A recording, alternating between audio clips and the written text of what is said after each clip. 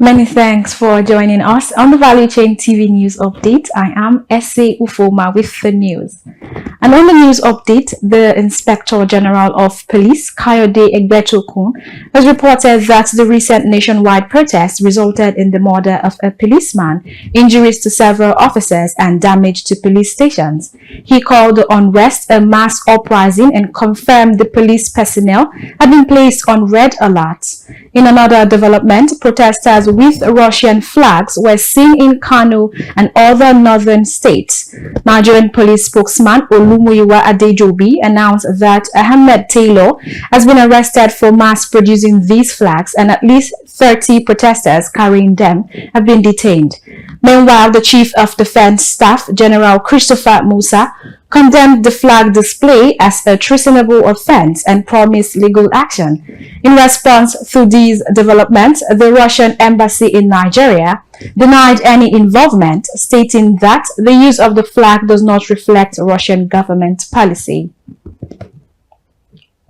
The federal government has announced plans to offer 50 kg bag of rice at 40,000 naira to public servants in an effort to mitigate the ongoing food crisis affecting the nation.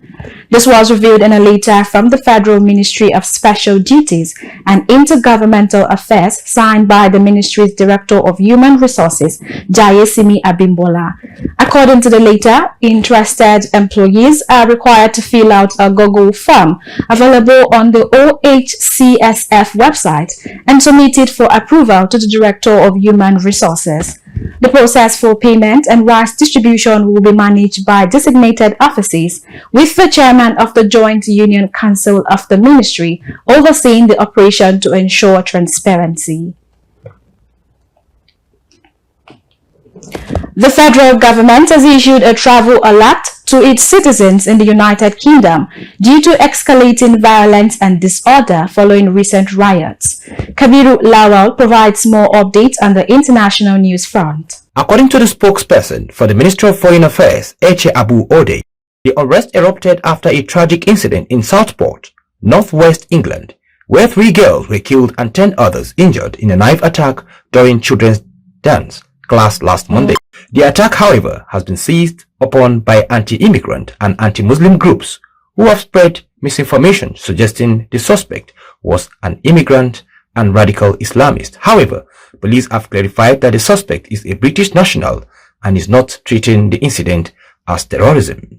The heightened tensions have led to the widespread protest and demonstrations across British towns and cities. In a separate but significant development, Sheikh Hasina's 15-year rule of Bangladesh Prime Minister ended on Monday under dramatic circumstances. Hasina fled the country after more than a month intense protest and unrest that began in early July. The situation escalated drastically on Sunday, resulting in nearly 100 deaths and severe violence. In response to the crisis, Bangladesh military has taken control, with Army Chief General Wakil ul Zaman announcing that Hasina has resigned. The military will now form a caretaker government to oversee the country's affairs during this tumultuous period. Both incidents reflect significant political and social upheavals in their respective regions, underscoring the need for caution and awareness in these unstable environments. For Value Chain TV, Kabir Lawal reporting. Saudi Aramco has announced a 3.4% decline in its second quarter profits due to reduced crude volumes and weaker refining margins. This was disclosed by the company, noting that in 3 months, which ended in June 30th, it reported the second quarter net income of $29.03 billion, exceeding the median estimate of $27.7 billion provided by the company from 15 analysts. Aramco stated that the OFM recorded the net income of $29.1 billion in the second quarter of 2024 and $56.3 billion in the first half of the year. Its anticipated total dividends sum up to $124.2 billion in 2024, consistent with the previous projection of $124.3 billion. The Nigerian National Petroleum Company Limited has announced the introduction of the Utapate crude oil blend into the international crude oil market. A statement by the Chief Corporate Communications Officer of NNPC Limited, Olufemi Soneye, revealed that the crude oil blend commenced operations in July 2024, with its first cargo headed for Spain. In a related development, former President Olusegun Obasanjo has said that those benefiting from fair importation will do all in their power to frustrate the Dangote Petroleum Refinery. He said this in an interview where he described the Dangote Refinery as a project that should encourage both Nigerians and non-Nigerians.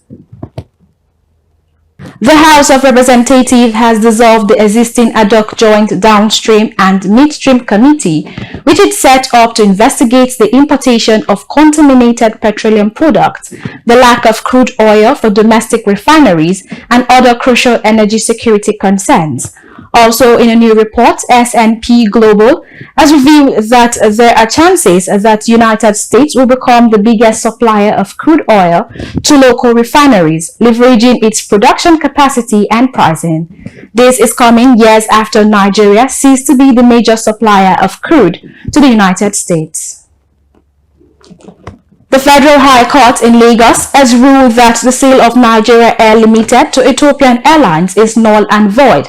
Justice Ambrose Louis Aloga, who presided over the case, directed that the federal government's plan to establish a national carrier, Nigeria Air, should not proceed. This decision came as the court granted most of the requests made by the plaintiffs, which include the registered trustees of the Airline Operators of Nigeria and 5 other entities. And that's it on the Value Chain TV News Update. I am S.A. Ufoma. Many thanks for watching.